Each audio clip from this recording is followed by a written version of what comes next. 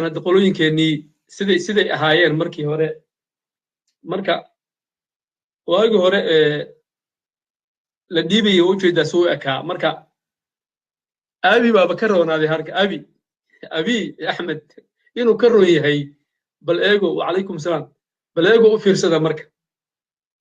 هستوى تقرني سنة هيد قريضو المهذا أبو ذي دكتايو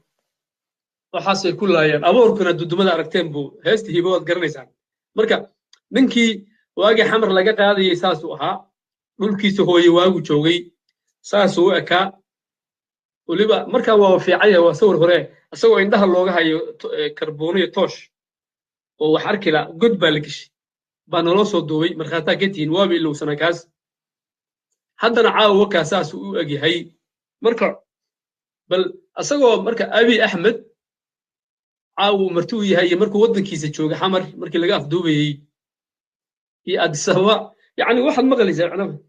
وواحد لياب له يعني ولي يكون مريون معناها أمحارية حبشي فقف سومالي رساس وكل غنيا هم قال دي سينا يعني عمري غير هذا قال دلا يا تسوي وح يعني وح عادي ما هو قيامة عادية تقول حيوقع بان آخر سوي كمان كوشر عادي ما حمر بقف سومالي لقصو أفدوبي هذه سببا buu hadda ku leersanayayo yani ku soo soconayayo nafis ku helay xamar laga soo afduubay yani waxa dadka marka qaarkood waxay u qabaan qoliyaha meelahan yani iska dacaayada wada waxay u qabaan waxaan ka hadlayna wax iska cayaar u qabaan marka isgaarsiiyo waxaan marka waqtiga sheegi doona oo fahmi doontaan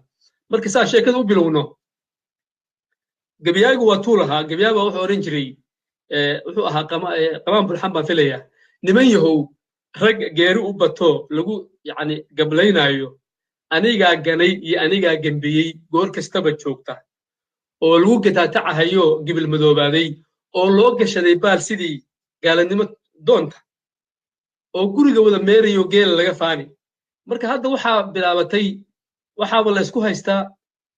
su'aal baa ka taagan yaa soo daayey ma madaxweynaha soomaaliya iyo ra'iisul wasaarihiisa makaalin bay ku lahaayeen soo daynta cabdiweli muuse qalbi dhagax mise kuma lahayn arrintaasaa waxaa ka seeraaray oo ka dhalanaya muran marka arrintaas caawal falaqaynaya marka isgaarsiiya la qaybsada walaalaheenna kale waxa uma oran waxaan ku sigaynaa bal horta bal dowladdu meesha maraysay marka hore aan aragna bal horta bal intaan ba loo gaarin waxa kale bal dowladdu waxay tiri bal afkeeda ku tiri aragno dowlo ayada gacan dheer baa loo oran jiray maanta way taariikhdu 6 Sebtembar 2017 golaha wasiirada xukuumadda federaalka Soomaaliya ayaa yeeshay kulan aan caadi ahayn oo shir gudoominaya ra'iisul wasaaraha xukuumadda mudane xasan cali khayre arrimaha kulanka looga hadlayo ahaa arrimaha amniga qaranka iyo dhacdadii sarkaalka dibadda hubeysan ee ONLF golaha ayaa ugu horreyn warbixin ka dhageystay hay'adaha amniga ee la xiriira xaaladda amni ee dalka guud ahaan gaar ahaan dhacdadii sarkaalka dibadda hubeysan ee ONLF waxayna sheegeen inuu abaabulayay falal ku ah amniga dalka oo in muddo ah ka dhaxwaday dalka gudihiisa xiriirna ula lahaa kooxaha argixisada ee al-shabaab warbixinta amniga qaranka kadib ayaa ra'iisul wasaaruhu wuxuu ka codsaday golaha wasiiradu inay ka doodaan falanqeeyaan eegaan dhanka siyaasadda iyo dhanka sharciga guud ahaan wasaaradda cadaaladda ayaa warbixin dhanka sharciga laga dhageystay oo goluhu ka siisay ku aadan raacyada muhiimka ah ee sharciga dalka iyo heshiisyada hore oo ay wada galeen dowladda federaalka Soomaaliya iyo dowladda federaalka Itoobiya golaha waxa la hor keenay nuqulka heshiisyo ee dowladda federaalka Soomaaliya hore ula gashay dowladda Itoobiya 7 Juun 2015 kaasoo dhanka Soomaaliya uu saxay wasiir dowladii markaas madaxtooyada jamhuuriyadda federaalka Soomaaliya xildhibaan Maxamed Salaad ee dowladii madaxweyne Xasan Sheekh Maxamuud heshiiskan ayaa uu aqoonsanaya kooxaha hubeysan oo ay ka mid yihiin al-shabaab iyo jabhadda ONLF inay khatar ku yihiin amniga labada dal meelna looga soo wada jeesto oo labada dal iska kaashanayaan si wada jir ah waxaa sidoo kale la horkeenay golaha wasiirada heshiis la saxiixay 2 May 2016 oo dowladda federaalka Soomaaliya iyo dowladda federaalka Itoobiya ku heshiiyeen in ay si wada jir ah isaga kaashadaan la dagaalanka nabaddiidka iyo argagixisada si loo xaqiijiyo sugidda amniga iyo xasiloonida labada dal. heshiiskan isaga ah 2 May 2016 waxaa markaas dowladdii federaalka u saxeexay wasiirkii hore boostada isgaarsiinta mudane maxamed jaamac mursal geelle iyo mudane cabdikariim xuseen guule. qodobada heshiiskaas oo kuwa ugu muhiimsan ay ahaayeen in si buuxda aan isaga kaashano la dagaalanka iyo ciribtirka kooxaha argagixisada ah gaar ahaan al-shabaab iyo ONLF. dood dheer kadib golaha wasiiradu waxay go'aamiyeen arrimahan. kow, in siyaasadda dowladda federaalku ay tahay mid ku qadsanta iskaashi dalalka geeska afrika ah, xoojinaysana nabad wada noolaanshaha mandaqadda, xoojinta dhaqaalaha, iskaashiga iyo amniga, islamarkaasna jamhuuriyadda federaalka soomaaliya loo ogolayn in jabhado hubeysan ama kooxo argagixiso ah ay gabaad ka dhigtaan. labo, golaha wasiiradu waxay hoos ka xariiqeen in shaqsigani uu ahaa sarkaal sare oo ka tirsan jabhadda hubeysan ee ONLF, islamarkaasna uu falal lid ku ah amniga dalka uu ka dhex waday geyiga soomaaliya iyo mandaqadda, iskaashi dhowna la lahaa kooxaha argagixisada ee al-shabaab. dowladda federaalka soomaaliya waxa ay diyaar u tahay inay kaalin firfircoon ka ciyaarto wax walba oo ka qayb qaadanaya nabadeynta mandaqadda si waafaqsan dastuurka iyo shuruucda dalka. dowladda federaalka soomaaliya waxay garowsan tahay doorka ciidamada wadamada dariska ah ee Djibouti, Kenya, Ethiopia, Burundi iyo Uganda ay si hagar la'aan uga garab dagaalamayaan ciidamada qaranka Soomaaliyeed si dalka loogu soo dabaalo xasilooni waarta. afar, goluhu wuxuu markale hoos ka xariiqay heshiisyadii iskaashi ee dowladda federaalka Soomaaliya iyo dowladda federaalka Ethiopia ay kala saxiixdeen, sida heshiiskii 7 Juun 2015 iyo heshiiskii 2 May 2016 oo tilmaamaya in dal looga soo wada jeesto arrimaha amniga iyo nabad wada noolaanshaha mandaqadda. heshiisyada waxay si cad u qeexayaan kood in cadowga labada dhinac ee al-shabaab iyo jabhadda ONLF ay khatar ku yihiin amniga labada dal, meelna looga soo wada jeesto oo labada dal ay iska kaashadaan si wadajir ahna ula dagaalamaan. 5, waxaa reeban islamarkaasna mamnuuca in jamhuuriyadda soomaaliya gudaheeda ay kooxaha argagixisada iyo kooxaha hubeysanba ka dhigtaan gabaad ee dagaalada iyo colaadaha ka horinayaan oo ay kaga duulaan wadamada jaarka. 6, dowladda federaalka soomaaliya waxay ka qaadi doontaa tallaabooyin cadcad oo sharciga waafaqsan cid kasta oo isku dayda inay jabhado hubeysan ka dhex abuurto dalka gudihiisa ama ay taageeraan kooxo argagixiso ah iyagoo maleegaya falal lid ku ah dalka gudihiisa ama iyo wadamada jaarka. 7, qodobka ugu dambeeya, xukuumadda federaalka soomaaliya waxay dib u eegis ku samaynaysaa heshiisyadii ee dowladdii hore gashay si qabiiltir loogu sameeyo wixii daloolooyin ah ee ka jira haddii ay jiraan loona waafajiyo habraaca sharciga ee dalka. dhammaan aad iyo aad umahadsantihiin. kaasi wuxuu ahaa afhayeenkii xukuumadda ahaana wasiirka warfaafinta injineer Yariso. waa hadalkii xukuumadda federaalka dimuqraadiga Soomaaliyeed ma ahan wax gaar haya leeyahay. waxay oran jireen hadal wuxuu ammaan yahay inta aadan oranin afka hadduu ka soo baxo, laakiin adigu meliso ma ahan. ilaahay baa waxaa noo sahlay aaladahan. hadda waxa weeye waxaan wax publica waligii anigu wax qof private tusaale ahaan hadduu injineer Yariso hadda intaan la hadlo ama farmaajo ama khayre wax aniga faa'iido ii ah oo khiyaano kasta wax kasta hadduu ku hadlo anigu weligii qof wax private oo ii sheegay ma soo gelin. waxaan ka hadlayno oo wax publica oo maqlayseen. marka ilaa qiyaam saaca oo leysa caaw waxaad ogaan doontaan marka waxyaalo dhici kara. anagu marka ma garan karna hadda arrintan su'aalihii aad ku aragteen meesha isweydiinta waxa weeye yaa soo daayay, xaggee u socdaa, arrimo la yaab leh suurtagal ah caawa sawirayna. marka isgaarsiiya sheergareeya. Soomaalidu ma aha dad aad wax u akhriya. waxaa lagu dagaalayaa hadda arrimahan. hadda waad maqliseen dhalinyarada qaar inay lahaayeen madaxweynaha jamhuuriyadda federaalka Soomaaliya mudane maxamed cabdullaahi maxamed farmaajo ayaa kala hadlay Abiy Ahmed in la soo daayo qalbi dhagax. Soomaalidu maqlayn dhib ma leh walaalayaal, waxba dhib ma leh. laakiin hadday taas run tahay arrimo badan baa ka horreeya. saad la socoteen wasiirkii hadda u jeedaa xukuumaddii inay dhaheen qalbi dhagax waa argagixiso. adduunka sida u shaqeeyo markaad rabtid inaad qof soo jiidatid, aad dadka u soo jiidid, aad soo dhaweysid, waxaa la yiraahdaa waxaa laga saaray liiska argagixisada tusaale ahaan shirkadaheeni xawaaladda albarakaad oo kale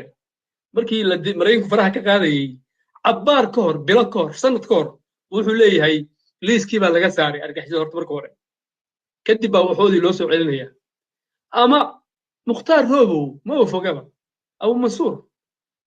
mukhtaar roobow waad arkayseen intuusan imaan isoo dhiibin maalmo ka hor iyo asbuucyo ka hor soo lama oran maraykankii baa ka saaray argagixisada liiskiisii hadday marka dowladdu dhibba ma leh ay ka qayb qaadatay yacni in la sii daayo cabdiweli muuse qalbi dhagax xaggeebay ku tiri horta arrintan hadda aan sheegaynay wakaas argagixisay ku sheegeen raalgelin ma ka bixiyeen ma dhehen waa khaldanay yaa maqlay anugu ma maqal haddaa maqasheen ii sheega halkan kusoo qora taas waxay muujinaysaa yacni sheegashada waa mid taas waa sida dadka loola doodo mida labaad hadda qolyahan dhalinyaro badan oo u hadlaysa xataa dowladdu waxayse oran bay iyagu waxay is leeyihiin caawiya laakiin mararka qaarkood dowladday cadow ku yihiin maxaa yeelay waxay mala awaalayaan ama sheegayaan oo wax dowladdu aysan ka bixi karin aan dan ugu jirin u baahan in laga aamuso ama aan la farfaarin hadda waad maqlayseen waxay dhaheen madaxweynaheennii iyo aabi baa arrintaas ka hadlay soo dayntii dhowr arrimood baa arrintaa ka leeyahay marka shargaday walaalayaal weliba qofka dadka halkaan horta ku jira wax kalaa idiin sheegaya si aad u ogaataan maalin kasta laydinma soo jiidi karo marka waxaad samaysaan si aad u aragtaan life ahaan markaa soo galnaba kan ku dhufta kilibka gal boggaas gaar haya gala kolka halkaa ku qoran adresska gala waa boggayga hadda gaar haye share like ama saara ama follow haddaa saa yeeshaan faa'iidada ku jirta waxaa weeye dee mar kastoon hawada soo galno baadna arkaysaan uma baahna marka maalin walba in walaalaha ay ku soo jiidaan yaan la daalin walaalaha dad badanoo walaalo actifaa jira iyo gabdho iyo rag iyo dumarba leh marka saa yeela qofkaan hore ugu jirin halkaa yeelo marka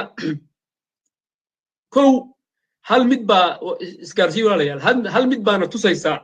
madaxweynuhu haddii uu arrintan kala shaqeeyey oo uu ka codsaday maxaa dowladdu waa ayagii dadka u sheegay dadka hortiisa waatay dhaheen qalbi dhagax saa hadda maqlayseen waa argagixiso waxay ahayd inay ku dhawaaqaan oo dhahaan ninkaas liiskii argagixisada waa laga saaray waana sida adduunka u hadlo walaalayaal taas waa mid ta labaad hadda waxay bilaabeen walaalaha wiilasha ama rag iyo dumar oo meelaha ka hadla ayaamaha waxay bilaabeen inay dhahaan wax kasta markii laga hadlaba dowladda ka dambeeyey gabre dowladda cayrsay haddii hadda waxa dhacaan waxay leeyihin dowladdii baa tiri madaxweynihii baa ka dambeeyey qalbi dhagax arrintiisa baa timid madaxweynihii baa ka dambeeyey waxay la mid tahay marmar wuxuu kuu soo noqonayaan caawi arki doonaan si ugu soo noqonayso shiikh la oran jiray ibnu abi caaisha raximahullah shiikh caan uu ahaa aayad qur'aanu maalin akhrinayay oo ahaa wainahu ladikru laka waliqawmik aayadda qur'aanka usawfa tus'aluun wainahu ladikru laka waliqawmik wiil yaroo haashimiya haashimi waa nabiga qoladiisii sallallahu alayhi wasallam buu ahaa wuxuu yiri qoomka la sheegayo waa haashim annaga khaas noo tahay aayaddan wainahu ladikru laka annaga iskala khaas ibnu abi caaisha yiri war nabiga sallallahu alayhi wasallam qoomkiisu quraysh buu ahaa annaguna waa idin kula jirnaa maya buu yiri way soo taagay ogow nabiga markii laga hadlayo laga reebo ahlubeytku dee axkaam gooniya ku soo aroortay sida yacni sadaqada inaysa cunin fayga arrimihiisa laakiin inta kale nabigu quraysh buu ka hadlaa qoomkay markuu dhaho waa quraysh weeye automatically nabiga hadduu dhaho sallallahu qoom hadduu dhaho quraysh buu ka waday marka shiikhii baa yidhi war aayaddan wainahu ladikru laka waliqawmika wasawfa tus'aluun keligaa melhide naga daa maya buu yidhi wuxuu yidhi waayahe aayaddan kale ku darso bal u fiirso soomaad oran saan soo maahan aayad kaleaan ku siinayaa qaado wuxuu yidhi waayahay waxaad ku darsataa wakadaba bihi qawmuka wahuwa alxaq u fiirso soo iskuma dejin aayaddii soomaad oran qoomkiisii waa quraysh keliya aayaddan kale ku darsa marka wakadaba bihi qawmuk wahuwa alxaq qoomkaagii qur'aankay beeniyeen isagoo xaq haddii haashim laga wado ayagaa beeniyey wiilkii yaraa dhidid baa ka yimid hadalkii baa ku xirmay marka qolyahan wiilashan iyo gabdhahan isdhahaya dowladda caawiya hadday baleeyihiin yani arrinta qalbi dhagax soo dayntiisii waxaa ka qayb qaatay madaxweynaha hadda ogaada madaxweynuhu wixii ka dhashay arrintaas waxbaa suurtagala marka hadda waa iska mala awaanaynaa ogow marka maaha wax ma hayno yaa soo daayay isweydiin male yaa soo daayay isweydiin male dowladdu hadday ka qayb qaadatay hadda wixii qalbi dhagax uu keeno ayaga ka mas-uula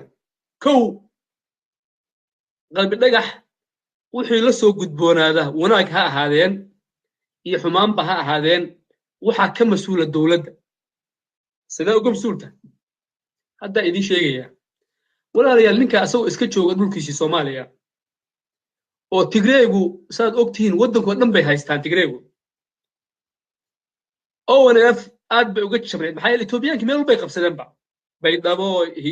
beledweyne kismaayo galguduud oo dhan bay haysteen xamar bay wada haysteen qalbi dhagax markaa muhiimadba ma lahaynba dee waxaa kaloo qurbaha joogay nairobi saraakiishii onf baa joogtay marka nin xamar dhex jooga oo etoobiyaankii waddanka haystaan waxba ma qaban karin muhiimba uma ahaynba etoobiya waa kaas laakiin dowladdeeniiba intay qabatay bay etoobiya geysi marka hadda markuu soo baxo hadduu wanaag la yimaado iyo xumaan labadaba dowladdiibaa adigu ku ammaana labadaba xumaantana way qaadanaysaa wuxuu wanaag qabtana yani waxayba leeyihiinba annaga asaa u yeelay moogta marka maxaan ka wadaa weye waxaa laga wadaa waxaan ka hadlaynaa ninkan dee wixii anagu qeyb ma ogin ma ogtahay waxaanu ka hadlaynaa maxaa dhici karaa laga hadlay oo dors weye waxaa dhici karaa oo la og yahay abi axmed isbeddel buu wadaa siyaasiyiin waaweyn oo amxaara leh oo oromo leh oo qabiilooyinka kale qoomiyadaha kale leh buu soo daayey marka qalbi dhagaxana saasuu u soo daayey wuxuu is leeyahay ama dee faa'iida ku jirta heshiis baa u socday weliba onlf xataa qalbi dhagax aan la xirin heshiisku waa jiray bilowgu iska ahaa marka qalbi dhagax marka sii dayntiisu wax la yaab lama leh waxay noqon kartaa middii dee taasayna u dhowda hadda sida muuqata taas u dhowda in sidii loo soo daayey siyaasiyiintan kale ee amxaarada lahaa amxaaradu soomaalida ka badan markii la eego qaybtaas gudaha qaybta etoobiyaanka sheegaya amxaarada waa naga badanta markii qaybtaas kilkil markii laga hadlaayo oromadu naga badan marka oromadii iyo wuxuu soo daayay amxaaradii marka in soomaalidu soo daayo weliba hadda la bilaabay taqriib maaha waxba ma leh taas waa mid kala dhici karta ayaan tusayaa rag badan okay tan waay marka meesha dowladdu ku ceeboobayso waa kan sidii dadba ay sheegeenba hadduu raaco sidii dad ka horreeyay axmed madoobe ka saara qalbi dhagax ka saarba meesha qalbi dhagax ba ka saar horta meesha loo baahan yahay meesha in cadaalad la sameeyo moogtahay laba mid in ninkan dee etoobiya ay iyadu yaaban tahay oo rabto sidii rag kale ay inay usoo daysay waa kow ama labo in dhiil jiro sida raggii ka horreeyay nimanka saaxiibadiisa haddii dhiilkan hadda axmed madoobe iyo shariifka waagu kenya tegey maraykanka iyo hadduu qaabkaan maro oo jago loo soo wado waddanka inuu jago ka qabto xataa arrintan laftigeedii dowladda ka mas-uul ah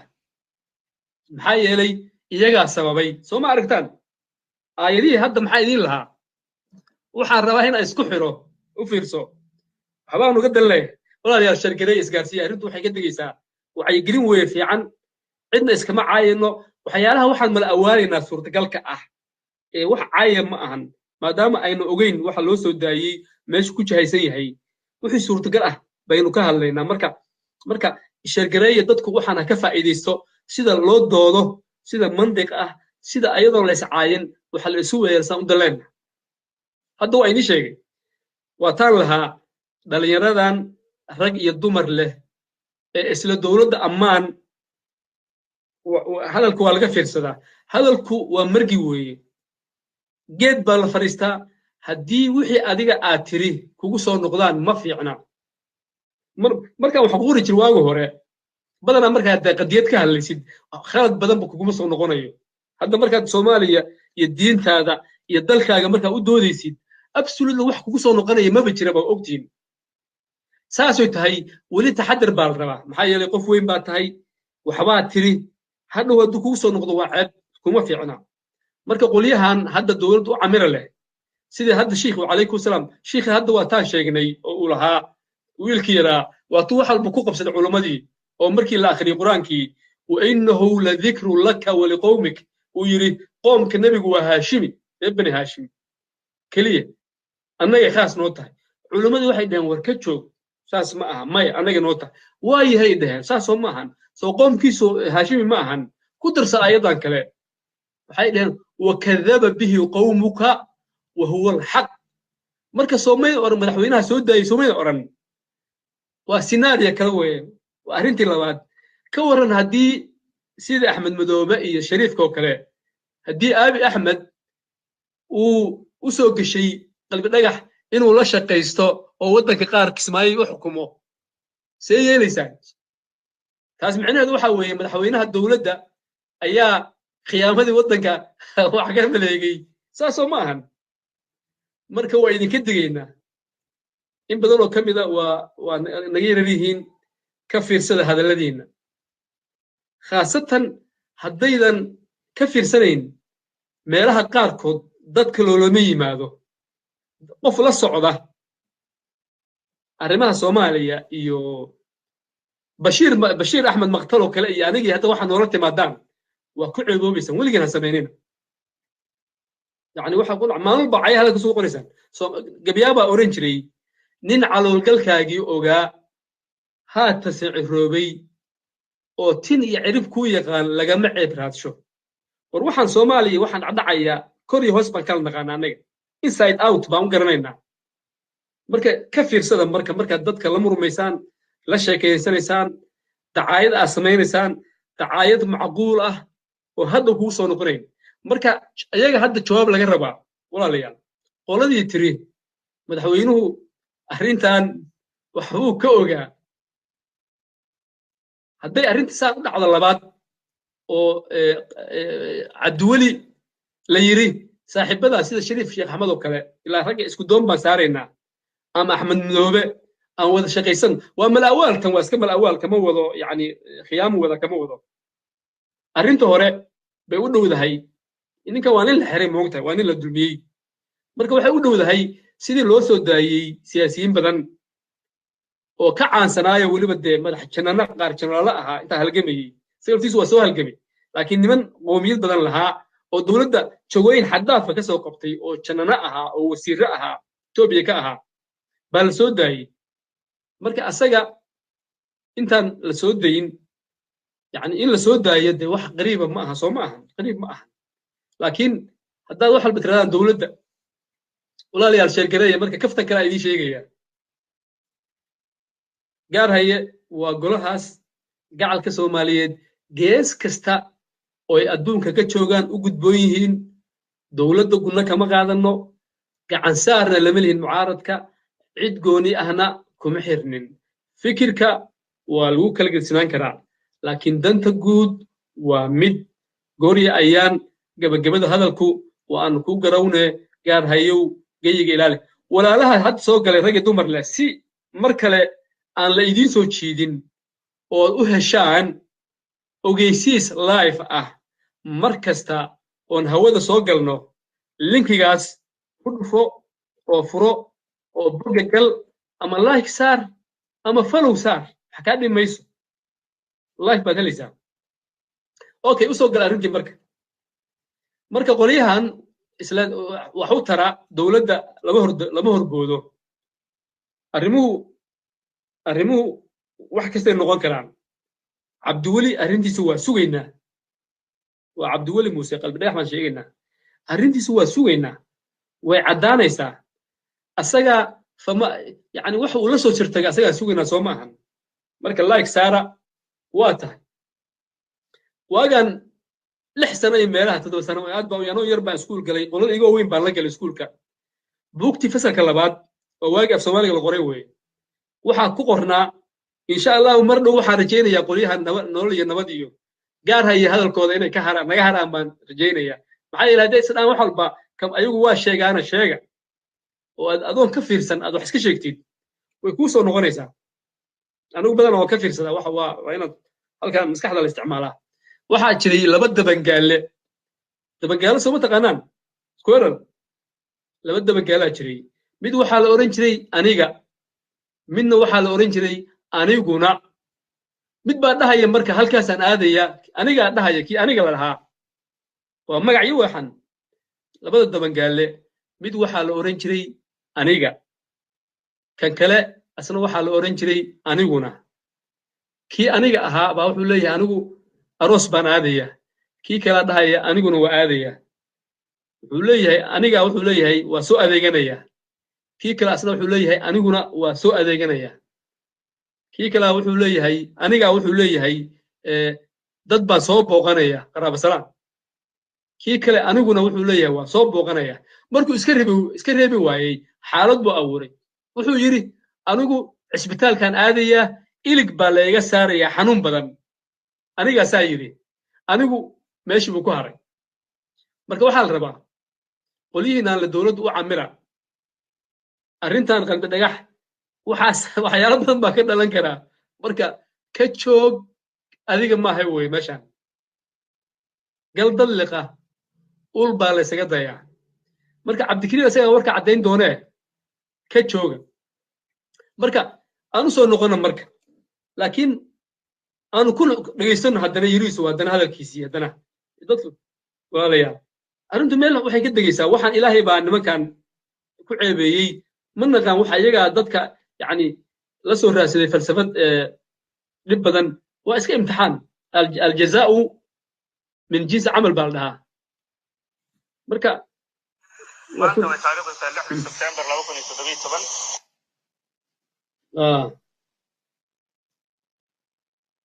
golaha wasiirada ee xukuumadda federaalka Soomaaliya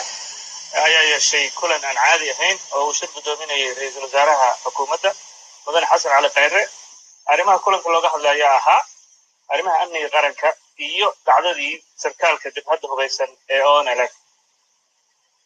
golaha ayaa ugu horreyn warbixin ka dhageystay hay'adaha amniga ee la xiriira xaaladda amni ee dalka guud ahaan gaar ahaan dhacdadii sarkaalka dibadda hubeysan ee ONLF waxayna sheegeen waa soo socotaa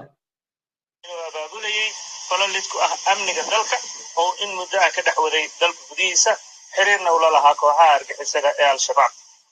warbixinta amniga qaranka kadib ayaa ra'iisul wasaaruhu wuxuu ka codsaday golaha wasiiradu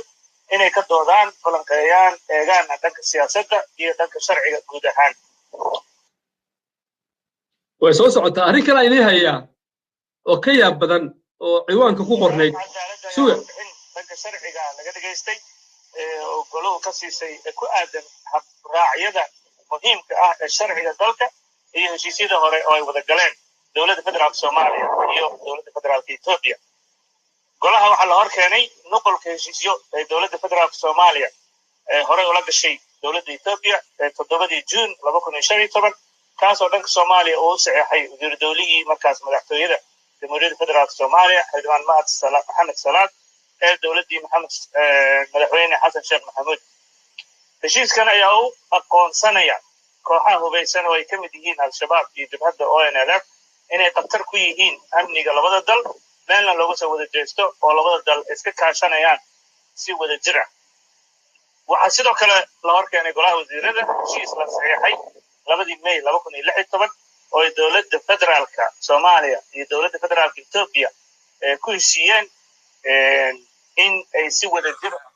intaasaan ku istaajin dib male marka waxaan soo wadaa qaab kale arrin kale oo macquul ah marka walaalayaal waa showi gaaraya oo idinkaga imaanaya stuudiyahayaga magaalada London arrimahan waa arrimihii iska guubaabada ahaa anay keligay bay igu saabsanta walaalaha kale gaaraya shughulku male ayaga marka wareysayaasha aan la sugeynaa waa showga gaaraya idinkaga imaanaya stuudiyaha magaalada London gaaraya waa golahaas gacalka Soomaaliyeed gees kasta adduunka joogan u gudbooyin dowladda guna kama qaadana gacal saar labalin mucaaradka cid gooni ahna kuma xirin fikirka waa lagu kala gedsanaan karaa laakiin dadka guud waa mid goori ayaan gabagabadu waan ku garawnaya gaaraya geeyiga ilaale waxaan idin keenaa labeentii culumadii dhakhaatiirtii aqoon-yahanadii kala maadiga hal abuuradii hoobaladii cid walba hadda waxaan dhisaynaa scenario qurux badan arrin qosol badan baa idin sheegaya oo suurtagal ah labadii arrimoodba walaalayaal la wadaaga walaalaha kale u fiirso waxaan samaynayaa maanta naqshad kale oo ah haddii cabdiweli lagu soo daayey sidii loo soo daayey siyaasiyiinta kale iyo haddii dhiil jiro labada waa isku mid waxaan idiin sawirayaa arrin qosol badana aan rajaynaya inay dhacdo waa sunnada ilaahay aljazaa'u min jinsi camal waxaan idiin sawirayaa waxaa suurtagal ah isgaarsiye aan leeyahay waxaa suurtagal ah in cabdiweli markii hadda la soo daayo uu yimaado soomaaliya kismaayo kale inuu la shaqaysto axmed madoobe oo ku biiro la taliyaashiisoo kale la taliyaha ku filanba iskaba dhaafjaga kale waxay u dhowdahay marka ama dhiil ha jiro ama caadi ha loo soo daayo waxaa laga yaabaa jubbaland inuu madax ka noqdo bal suuraysa marka qosolku waa kan la wadaaga waalihiina kale waxaan rajaynayaa anugu saan isleeyahay cabdiweli qalbi dhagax oo la socda waftigii jubbaland shirka ugu soo horreeya ee amniga qaranka ama wax kale ku sheeg ee u dhexeeya dowladda federaalka ah iyo guddoomiyaha gobolka banaadir iyo madaxweynayaasha dowlad goboleedka shirka la isugu imaanayo inuu yimaado qalbi dhagax oo socda oo suudkiisii qaba wax caadi weeye labada jeerba waa suurtagal waana rajaynaya inay dhacdo maxaa leeyihin marka madaxweynihii salaamaya madaxweynihii qalbi dhagax salaamaya yiriisa way soo fadhiyaan horta nimankan siyaasiyiinta soomaalidu ayagu waa iska caag wax niman diira ma ahan marka arrintaas bal isweydiiya ka falanqooda maxaad ka leediin marka haddii aad aragtaan madaxweynihii jamhuuriyadda dimuqraadiga soomaaliya federaalka dheh ra-iisul wasaaraheenii guddoomiyihii gobolka banaadir qalbi dhagax oo ka socda jubbaland madaxweynayaashii dowlad goboleedka waa arrin suurtagal ah aad baan u rajaynayaa markay dhacdo arrintaas maxaa la leeyahay marka qolyahan kule waa iska ammaanayaan sax weeye oo saas weeye leeyihin moogta wax kale ma yaqaanaan sax weeye oo saas weeye dhahaan moogta haddaad dowladda wax tusaalaysiinna waxay ku leeyihiin ceeb weeye oo cay weeye saas ku dhahayaan waa halhays hadda ay samaysteen seven baa arrimahaas maqlay haddaad hadda wax ayaga ay rabaan la sheego ama dhacaan ama waxay rabaan waa sacbinayaan sax weeye oo saas weeye leeyihiin hadday waxayse rabeen dhacaan waxay leeyihin ceeb weeye oo cay weeye oo kula dagaalayaan marka suuraysta marka meel ku qorta marka anigu waxaan rajaynayaa mister qalbi dhagax oo jubbaland matalaya oo la socdo waftiga madaxda jubbaland shirka ugu horreeya ee dowladda dhexe gobolka banaadir iyo maamul goboleedku yeeshaan inuu ka soo muuqdo waana moogtahay waa arrin la qariibsan kara ma ahan maxaa laga leeyahay marka saa sheegay bal dhib ma leh walaalayaal madaxdu haba cafiyaan anugu danka ma lihi laakiin madaxda xukuumadda soomaaliyeed hadalkii u dambeeyey wuxuu ahaa qalbi dhagax waa argagixiso marka intaysanba ka hadlin adduunka waxaa laga yaqaanaa saan hadda sheegay adduunka waxaa laga yaqaanaa qofka markii la rabo in la soo dhoweeyo waxaa laga saaraa liiska argagixisada waana idiin sheegay shirkadaheenii xawaaladda ka mid ah sida albarakaad oo kale saasaa la yeelay iyo mukhtaar robow oo kale sheekh mukhtaar soomaydan maqli maalmihii hore isagoon imaan ilaa nin xabsi ku jiro uu la mid yahay maadaama uu iskula joogin qalbi dhagax haddii dowlad soo daysay mar hore dhihi lahaayeen al-ustaad cabdiweli muuse waa yacni raaligelin baa la siiyey waa lagu khaldamay warqadihii baa isaga kaaga khaldamay warqadahan baa ku khaldamay qolo kale oo la raadinayey baa lagu khalday sidaa darteed yacni argagixiso ma ahan marna ma noqon sidaa darteed waddankiisii soomaaliya ha ku soo dhowaado isagoo raalli ah magdhowna waa la siinayaa saasay caqligu keeni lahaa saasaa la sameeyaa markii qof aad leedahay yacni xiritaankiisii iyo soo dayntiisii baa ka qayb qaatay laakiin annaga qof walba waxaa loo qabtaa hadalkiisii annaga hadalkaa yariisu wakaas aan sii dhammaystiraya si loo xaqiijiyo sugidda amniga iyo xasiloonida labada dal heshiiskan isaga ah 2 May 2016 waxaa markaas dowladdii federaalka u saxeexay wasiirkii hore boostada isgaarsiinta mudane maxamed jaamac mursal geelle iyo mudane cabdikariim xuseen kuule qodobada heshiiskaas oo kuwa ugu muhiimsan ay ahaayeen in si buuxda aan isaga kaashano la dagaalanka iyo ciribtirka kooxaha argixisada ah gaar ahaan al-shabaab iyo ONLF dood dheer kadib golaha wasiiradu waxay go'aamiyeen arrimahan kow in siyaasadda dowladda federaalku ay tahay mid ku qotanta iskaashi dalalka geeska afrika ah xoojinaysana nabad ku wada noolaanshaha mandaqadda xoojinta dhaqaalaha iskaashiga iyo amniga isla markaasna waa tahay ninka hadalkiisu waxa weyn ma laha miisaan walaalayaal mar kale waa showgi gaar haye oo idinkaga imaanaya istuudiyahayaga magaalada london waxaa idinla socodsiinaya anigoo ah cabdulwaaxid cabdullahi khaliif gaar haye waa golahaas gacalka soomaaliyeed gees kasta oo adduunka ka joogan u gudboon yihiin dowladda guna kama qaadano gacan saarna labadii mucaaradka cid gooniyana kuma xirnin fikirka waa lagu kala gedsinaan karaa laakiin danta guud waa mid goorya ayaan gabagabada hadalku oo aan ku garowne gaar hayow geyiga ilaali waxaan soo wadaa qodob kale oo ka qosol badan kuwii hore oo asna suurtagala oo meel laga mare marka qofkii aan ku taxnayn ama like hore u saarin page-ka yaga gaar haye waxaad samaysaa walaalayaal kaas ku dhufo markaad gudaha geshid ama like saar ama follow saar waxaad helaysaa mar walba yacni waxaad helaysaa dee ogeysiis hawada markaan soo galno annagu wacyigelinta shacabkaanu qaabilsannahay sida waddanka loo difaacayo diinta ilaahayna baray marka arrin waxaa soo socota arrin cajaa'iba soo socota oo la yaab leh oo runtii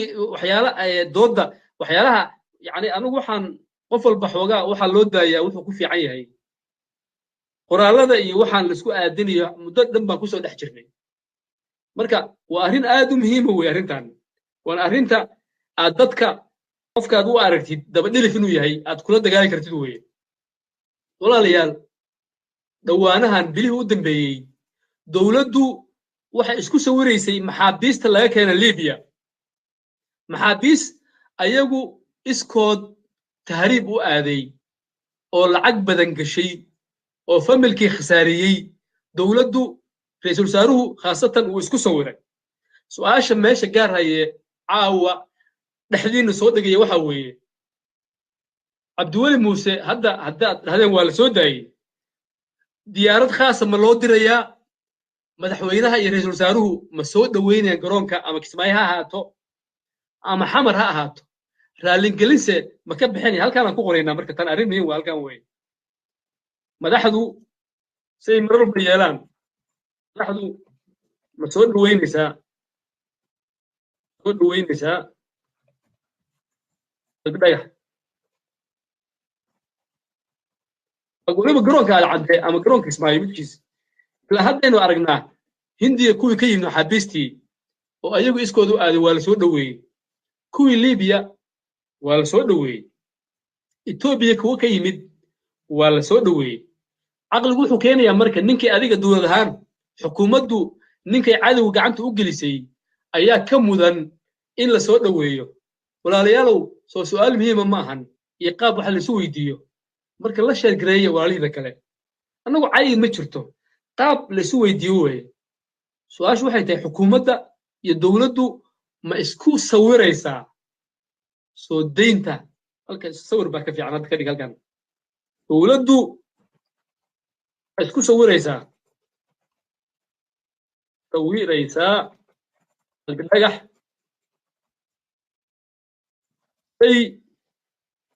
say isugu sawireen maxaabiisti kale su'aal meesha ku jir soo maahan cay looma baahna waa su'aal waxaa la yidhaahdaa soomaalidu waxay odhan jireen wax isweydiino ma xumee wax isweydaarsi baa daran marka dadka soomaaliyeed wacyigelin buu u baahan yahay hasahallina sheergaraynta aan ku celcelinayo wax kale ma ahan arrimaha waddanka qofna gooni uma leh waa in dadku sheergareeyaan waxa waddan weeye danteennii laga doodo marka u sheega dad badan ba xataa badan aan fahmi karin xataa in sida loo saaro like iyo marka boggaas gala waa page-ka iyagan hadda gaar haye marka gudaha u geshid sida caadiga ama like saara ama follow maxaa faa'iido ku jira mar kasta oo aan live soo galno waad arkaysaan arrimahaas muhiimka ah baynu ka hadlaynaa marka saynu u soo xoorino marka arrintii kolay gudaha laga dhegaysanayaa arrintii aynu soo xoorino marka waxaa isweydiin leh yaa soo daayey qalbi dhagax sida loo badinayo arrimo badan baa dhici kara annagu ma nihin moogtahay yacni qof iska meel ku qufulin maahid waa inaad sawir guud baa la fiiriyaa waxaa suurtagal ah sidii etoobiya kacdoon baa ka jira saa aragteen maxaabiis badan oo caan ah oo wasiiro lahaa oo generaalo lahaa oo etoobiya aad looga yaqaan oo dad badan oo hanti lahaa baa la soo daayey marka cabdiweli asna in la soo daaya dee wax la yaab male taas dad badanna saasay u badinayaan haddii marka dowladdeennii ay tiri soomaaliya arrinta waxbaan ka ogeyn oo soo dayntiisaan shuqul ku leenahay su'aasha u taal waxaa weeye haddii cabdiweli uu la mid yahay raggaasoo kale oo dhiili jiro arrintaas waxay micnaheedu tahay dowladdu waxay etoobiya ka caawisay in safiiro loo soo dirsado oo waddanka lasii burburiyo taasoo suurtagal ayadana marka qolyahan marka dowladda u camiraya hadalkiina ka fiirsada arrinta kale marka waa soo xiraynaa waxaa weeye dhowaan markuu soo noqdo qalbi dhagax oo kaba soo qaad kismaayo kale u tago oo la taliyo u noqdo axmed madoobe markuu soo raaco wafdiga madaxda dowlad goboleedka oo la shiraya ilaa hadda waxay ballansan yihiin meeqay dheheen 2 bilood mise 1 bil joogtay u sheekaystaa soo maahan shirka ugu horreeya ee soo socda bal suuraysa adigu marka arrintaa meel ku xirta meel ku xiro arrintaas meel ku xirta suuraysa marka mudane qalbi dhagax al-ustaad yacni xornimo u dirir oo soo ag fadhiistay nimankii cadowga u dhiibay oo yidhi ilaahay baa soo daayey oo halkaas miiska la soo fadhiista asagoo madax oo nimankii iibsaday ka war maxaa la dareemi lahaa maxaad adigu dareemaysaa maxaan anigu dareemayaa maxaa madaxda dareemaysaa maxaa guddoomiyaha gobolka banaadir guddoomiyaha waxaan u soo qaadana keligiis waa ninkii dee markay ahaa afhayeenka xukuumadda saasaan uga dalinaynay maahane asaga waxa gooni ku ogo isaga amar baa la sii waa ognahay marka arrin muhiima weeye keer waa u baa arrin muhiim weeye arrin muhiima weeye labo hadday dowladdu arrinta ka qayb qaadatay caqligu wuxuu keenayaa ra'iisul wasaaruhu marar badan ayuu isku sawiray wiilal u badan maxaabiis hindiya laga keenay maxaabiis libiya laga keenay iyo maxaabiis etoobiya laga keenay su-aashu waxay tahay muwaadinkan soomaaliyeed ee xukuumaddu eedaysay ee tiri waa argagixiso haddii dowladda etoobiya soo daysay awalba haddii ra'iisul wasaaruhu maxaabiista aeroboortka ugu hor imaan jiray caqligu wuxuu keenayaa soo dhoweyntaas ka sii qiimo badan in loo sameeyo oo madaxweynaha laftigiisu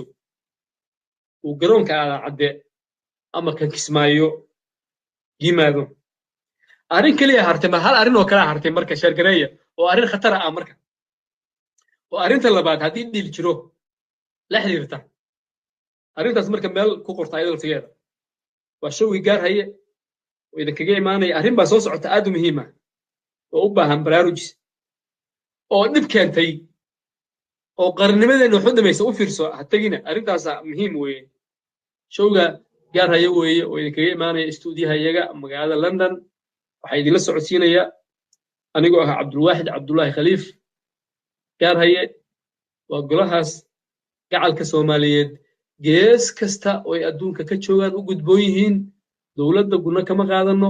gacan saarna lama lihin mucaaradka cid gooniyana uma adeegno fikirka waa lagu kala gedsinaan karaa danta guud waa mid goriya ayaan gabagabadu waa sida gujis allah u naxariistay u lahaa aan ku garowne gaar hayow geyiga ilaale qofkii gaar haye aan like saarin oo aan helin ogeysiis wuxuu u baahan yahay ogeysiiskan boggaas gal like ama follow saar si mar kasta oon hawada soo galno aad u ogaatid oo u heshid ogeysiis leh gaar hayaa hawada soo galay ee ka gaar buu ku leeyahay marka waa iska kaftan intaas arrintan arrin khatar weeye marka kuwii horadan ka muhiimsan walaalayaal qalbi dhagax waxaa dhici karta hadda marka awal hadda waxaynu ka hadlaynay labada gobol waxaa suurtagal ah mar haddii waddankiisii isagoo gaalacay jooga weliba galmudug qaybta xamar la keenay qarankiisii magaalo madaxdiisii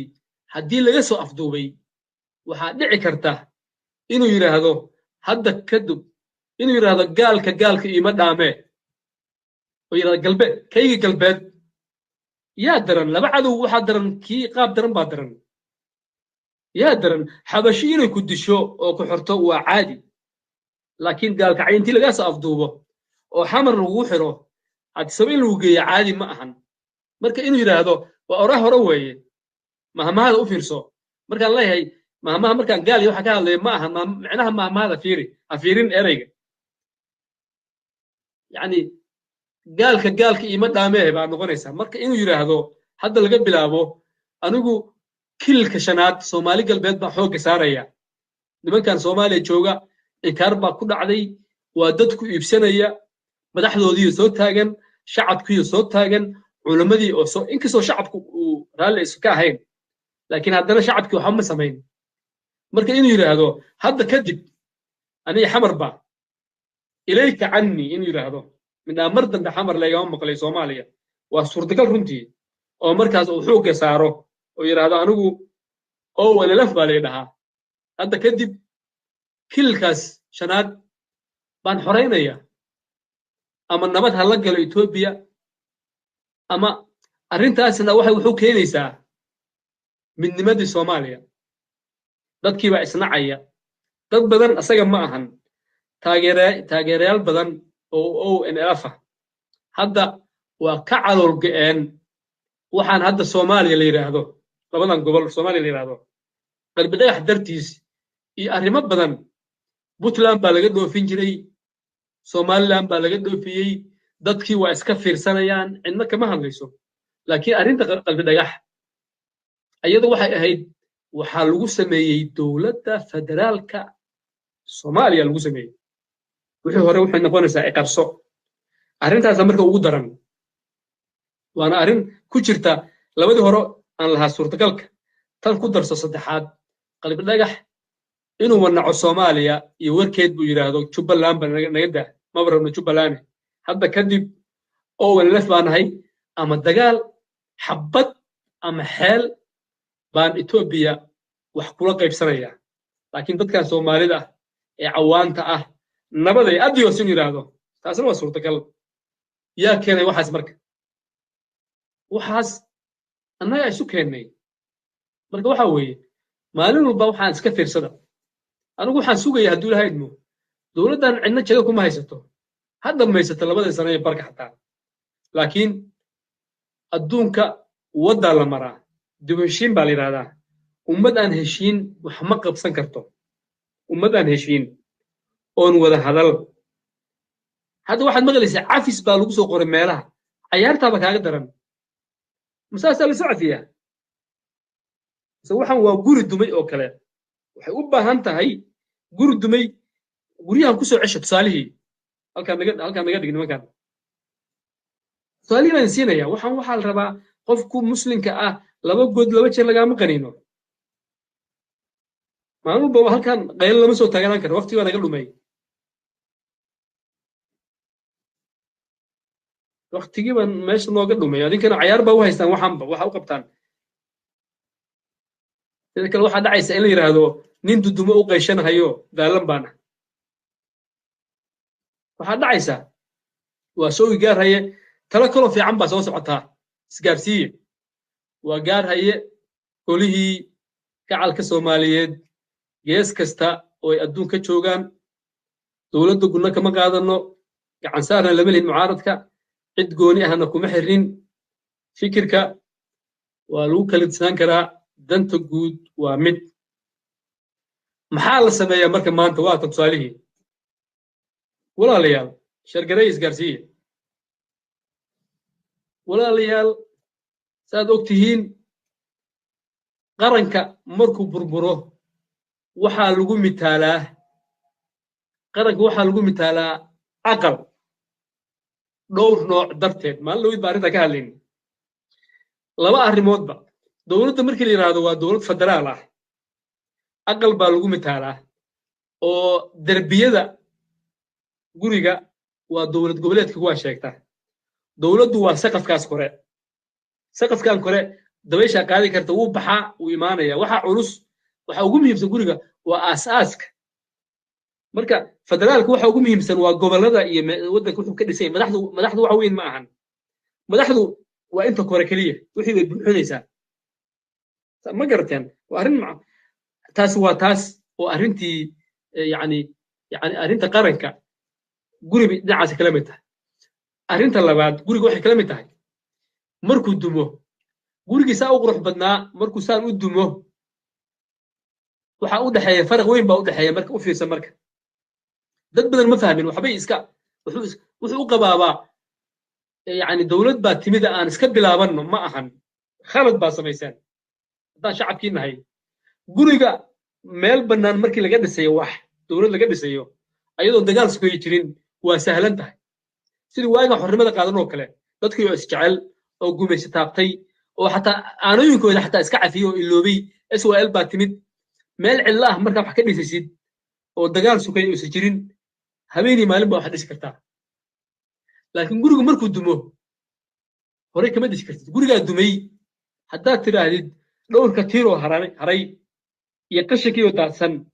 oo wax ku dhisayaa khalad baa samaysa waa sida hadda Soomaaliya cartaasaa lagu dhisay imbigaati baa lagu dhisay shariifkii baa saa ku yimid xasha shiikh baa yimid farmaajo saa ku yimid ma shaqaynayso waxaa la rabaa guriga qashinka ah iyo tiirarkaas iyo shubkaas nadiifi cagaf geli halkaas ka dhig saa ka dhig meesha bannaan macnaheedu waxa weeye waxaanu qabsannay shir dib u heshiisiin la yidhaahdo wax kastaan turxaan bixinay qashankii iyo shuushkii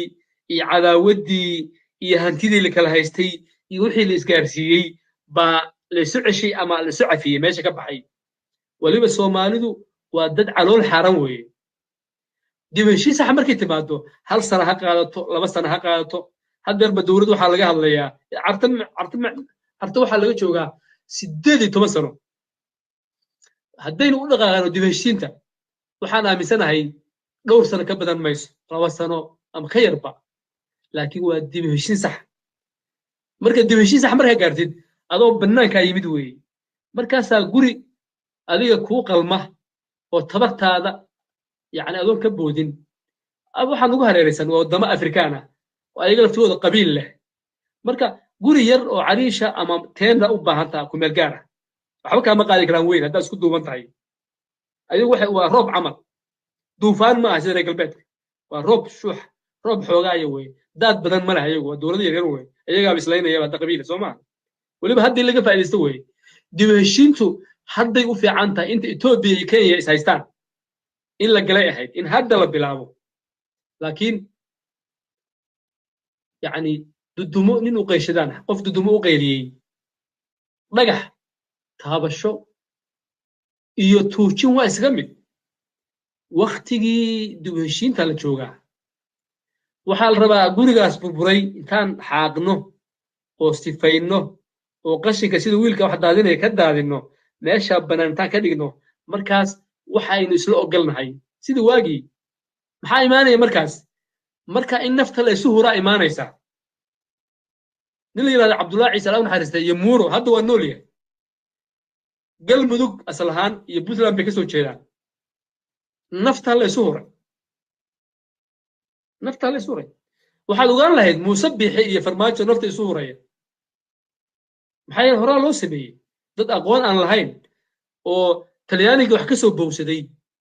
oo waagaa joogay baa ayagoo kala qabiil ah weliba qabiilku waagaas usii darnaa dadku reer baadiya iska ahayeen laakiin dadku markay leeyihiin waxay soo ogol yihiin haddaan qof haddaan aniga wax dhaho ama wax ii qabo ama kaalay ama idoore ama aan ku doorto hadduu dee qofkii waxba ogolaad soo ma ahan waa sahlanta wax si la mooday ma ahan laakiin waxa waa in isla ogol yahay walaalow baa la rabaa waa inaa u tagtid cabdullaahi yuusuf yaa doortay hadda muuse suuda doortay maxamed deeraad doortay danyaraad wax ka doortay yani u fiirsa xataa u fiirsa dagaalooyaashii baa mararka qaarkood qabiil xataa ka gudbaya oo dantooda xataa eegaya marka taas oo kale tii imbagaati oo xoogaa waxa fiican loo bedelay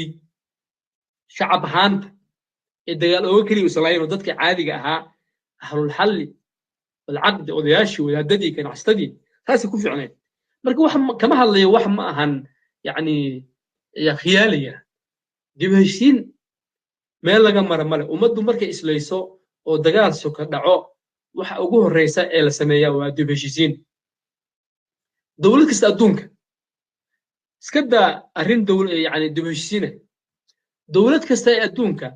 markay soo kororto arrin wasaarad kaba soo qaad wasaarad muhiima waxaa loo sameeyaa wasaarad ama department gooniya tusaale aan siinaya hadal lama saaraa soo ma ahan bismillah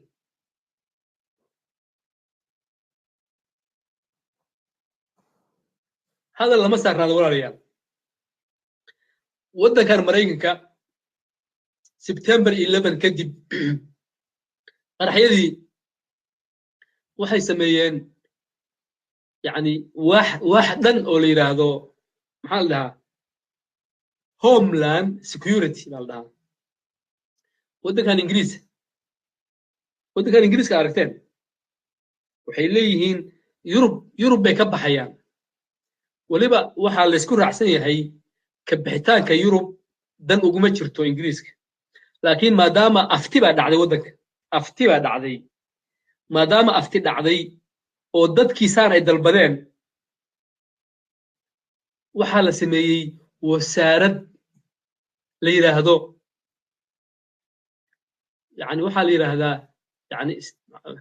waxay dhahaan wasaaradda waxaa la yiraahdaa macnaha exiting baa la dhahaa ama brexit waxa loo soo gaabiyo hadda ogow dan uguma jirto waddankii laakiin maadaama weli wasaaradda ugu cansan way hadda waxaa la isku haystaa midaan la yirahdo wasaaradda lacagta oo kale financiga maaliyadda u dhigantaa yani ninkan chancellorka meeshu haysto tanaa way dadku ka jecel yahay maxaa yeelay tanaa hadda ka buuq badan wasaaradda hadda Soomaaliya xataa hal wasaarad oo dib u heshiisiina ma leh fiirso waxaad maqlaysaa wasaaradda arrimaha gudaha federaalka iyo dib u heshiinta weliba ma maqasho waxaas yani ahamiyad ma leh madaxdeenna iyo xukuumaddeennu arrinta dib u heshiintu ahamiyad uma leh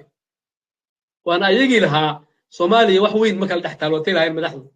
waana khalad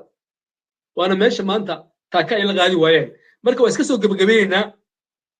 isgaarsiiya arrintaas waad aragtaan maalin kasta arrimahaas tartiibta ah sida dadka loo wacyigeliyo loo doodo baynu naqaanaa marka waa ilaa habeen dambe marka waxaan raaligelin ka bixinaynaa waxaan soo wadnaa habeen dambe waa baaqday mid ka mid ah halyeeyadii Soomaaliyeed ee u soo halgamay yani dhidibka loo aasay qarnimada Soomaaliya oo hadda madaxdeena saddexda madaxweynaha iyo ra'iisul wasaaraha iyo mursal oon dhalan xurnimadoon la qaadan buu ninkan odayga ahaa wuxuu ahaa zaciim SYL buu ahaa waa soo halgamay habeen dambe 7 ama 8 kay noqoto waa soo dhejin doonaa buu soo gelayaa marka isgaarsiiya aynu ku soo celinayaa qofka u sheega dadka kale oo inuu ku jira bogga waxaad tiraahdaan gaarayo qofkii raba inuu helo yani ogeysiis yani life ah mar kastoon hawada soo galno walaalayaal halkaas saara u sheega u gudbiya waxaad tiraahdaan كله فدة تاس أو يعني شرقرية أو شيء واحد هذا تاسات فبيسوا بحواي هدي أنفسوا عشيا كمان حوجا بقاتا وكاس وانكي بوجا جار هاي قف كستو وأن نقول شرينو بوجا سكال كله فوق أما لايك صار أما شير صار جزاكم الله خيرا مخرج بأن هيا waxaan filayaa tusaale yar baanu ka bixnay arrintaas gaarsiiya dadka kale jasaakumullahu khayran wasalaamu calaykum waraxmatullaahi wabarakaatu